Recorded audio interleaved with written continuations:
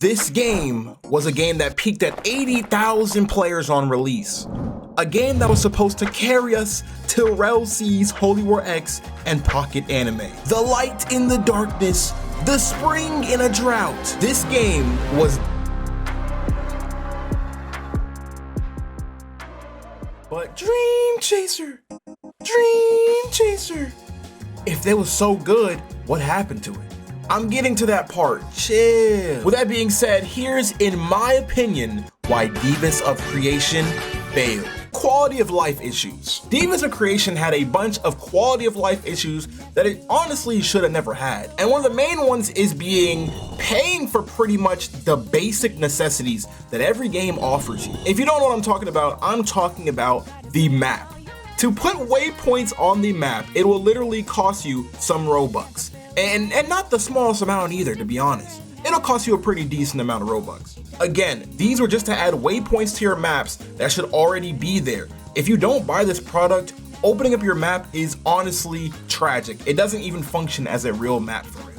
It just has pictures on the screen, and that's pretty much about it. On top of this, the map in Devas of Creation is pretty large. There's no boats because it doesn't have islands. It's one big map. But because of that, there was a big problem, not having a mount. Again, this is something that you could pay for to get early, but a lot of people just don't have the money for that. You have to do a quest pretty later on in the story to even get a mount, and it's a starter mount at that, which has the lowest walk speed.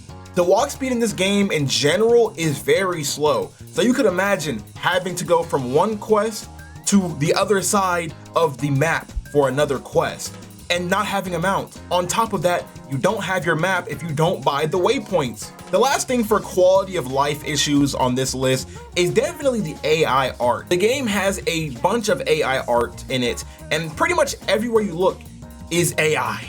Like, a lot of AI. AI is definitely a part of this game, and it definitely throws the player off. It feels kind of corporate-y, to be honest. It doesn't feel like it has any soul to it. Next up, we have gameplay.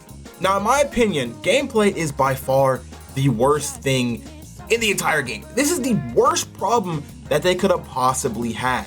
There's a couple weapon classes that you can honestly choose from, and from each other, they're pretty different, but there's a problem. No matter how many new weapons you get, no matter how many new anything you get, they're the exact same weapon. They're just reskinned and they have higher damage. That's it.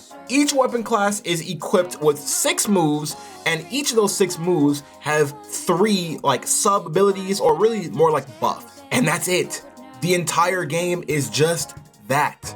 You would think having the ability to choose from 6 different abilities for one type of weapon would be nice, but it really isn't. In other games, they have a single weapon that has probably 3 abilities that you don't get to choose from. They just have it. But again, if I have 2 different daggers in another game, they will have different abilities, different powers. But if I had 2 or 10 different daggers in Devas of Creation, they all have the exact same abilities. It just one might do more damage than the other. In Devas of Creation, it takes a ridiculously long amount of time to get one single level. That's if we're just purely basing it off EXP. On top of that, again, if you don't have a mount, just getting to the quest to get the level takes a ridiculously long amount of time. And that's because Devas of Creation is a little bit different with their XP system. They give you the majority of your XP when you complete a quest line, not really an individual quest. In Devas, you get most of your XP by just farming like pretty much bandits. Not to mention, you only get the next armor set, and by set, I really mean set, so all of everything that you have.